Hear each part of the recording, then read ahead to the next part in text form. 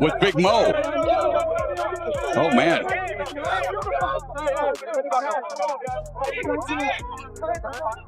Christopher, you ready? Are you going to keep boxing?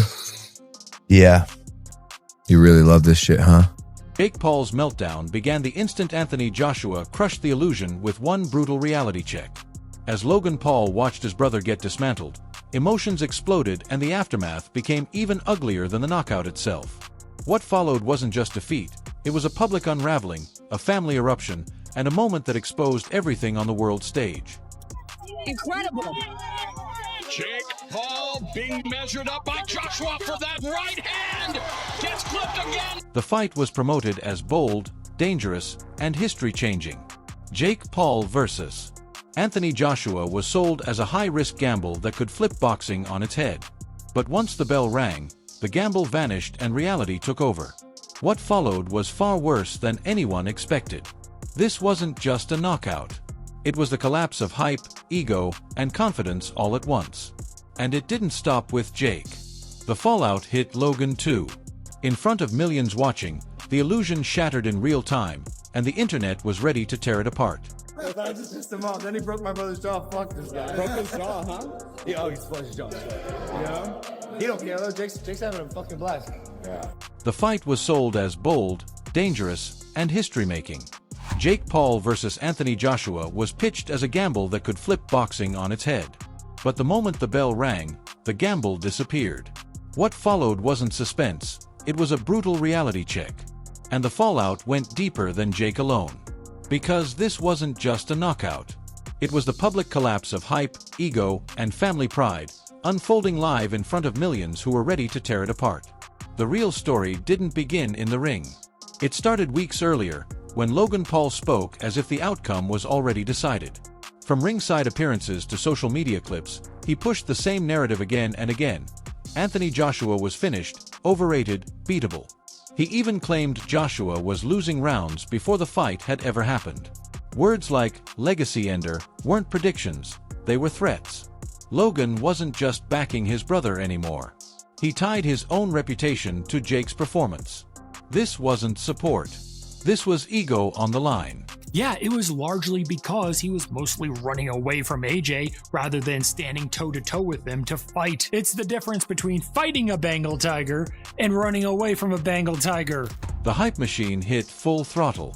Millions tuned in as the build-up exploded. Boxing analysts kept saying the same thing.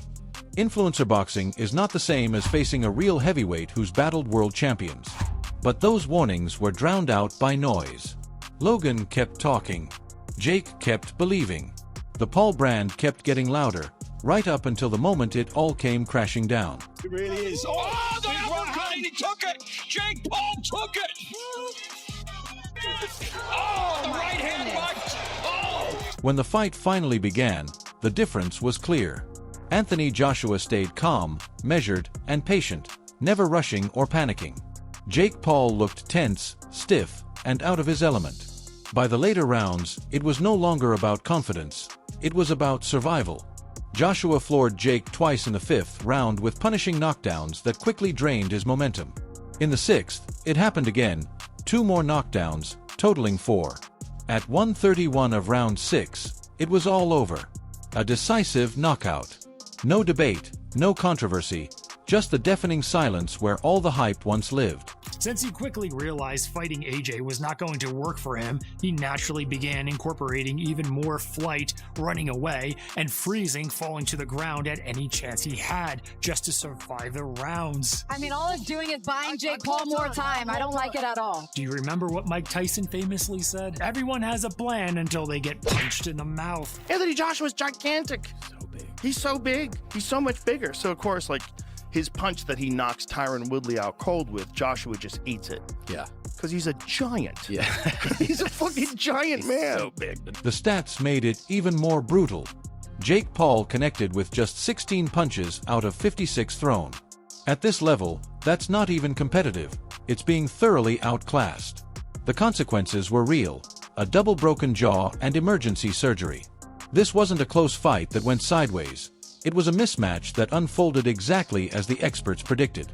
And then the cameras turned to Logan. I'm just so proud of him. My mom has it. Your brother fought his ass off, man. I'm I mean, just other so heavyweights have taken that right hand that only took one.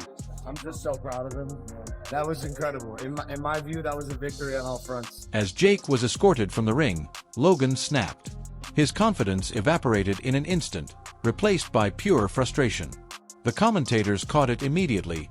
This wasn't just concern. It was anger, embarrassment, and panic all rolled into one.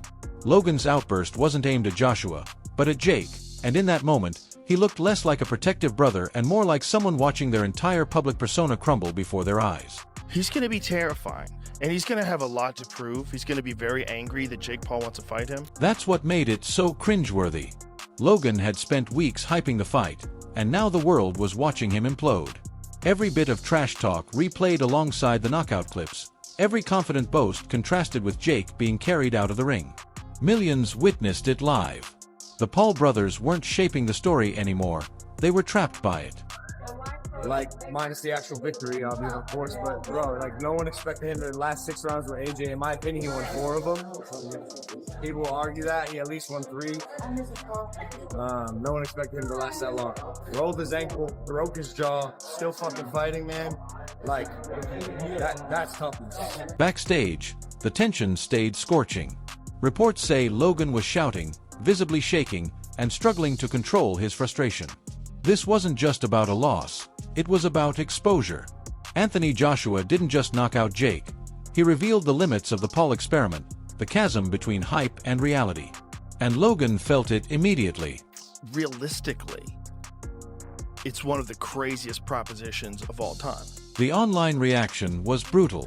Fans tore apart the pre-fight hype, analysts dissected every misstep, and commentators bluntly stated the obvious. Influencer boxing ends the moment real heavyweights enter the ring. Logan's meltdown went nearly as viral as the knockout itself, with clips, memes, and debates flooding social media. Some saw it as raw emotion, others called it desperation, watching a carefully built brand crumble under pressure. That this YouTuber who's fought Tommy Fury, who's a legit boxer, and a couple other guys that were legit boxers. That's it. Like everyone else he's fought Ben Askren, who's really a wrestler. He fought Tyron Woodley, who was an elite MMA fighter, but, not an elite boxer. Days later, Logan tried to regain composure. The tone shifted completely. No trash talk, no threats. He called the knockout a logical outcome, admitted the skill gap, praised Jake for surviving as long as he did, and acknowledged the injury. His words were measured, calm, but the damage had already been done. People remembered the shouting, the taunts, and the meltdown. What made it sting even more was the family dynamic. This wasn't just a loss, it was a public brother versus brother moment. Logan's anger exposed how much he needed Jake to win, not for boxing history, but for his own image. When Jake fell, Logan fell too, and the world saw it all. And there's some sort of a rehydration clause. Listen, kids, it ain't gonna matter. There's not a chance that Anthony Joshua is not going to just lose the weight beforehand. He's not going to come in drained. What he's going to do is just do extra cardio. This fight will be remembered for the knockout, but the aftermath is what really sticks. The hype collapsed. The illusion shattered. For the first time in a long time, the Paul brothers weren't controlling the narrative, they were exposed to it. The moment the fight ended, everything unraveled instantly. Jake was barely off the canvas when the cameras caught Logan, and his expression said it all.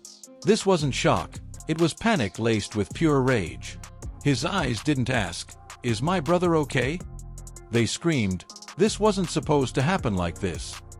And as Jake was helped out, jaw broken and head down, no one expected Logan to completely lose it in front of the world. I think the camp wasn't 100%. Is that accurate? That's kind of what I was gonna ask. Like, do you feel like it was your best camp? No, I mean, just because I was weighing 200 pounds when we confirmed the fight. Logan didn't just seem upset. He looked utterly blindsided, like his entire plan had just been detonated without warning. One moment he was the loudest presence in the room.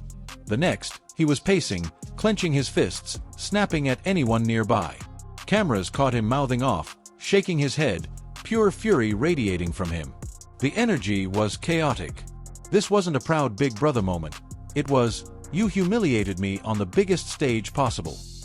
Millions were watching, and Logan didn't hold back. He let it all out. You wobbled him. I was right there. I don't know if you heard me. Yeah, I did. I was like, you wobbled him. Yeah.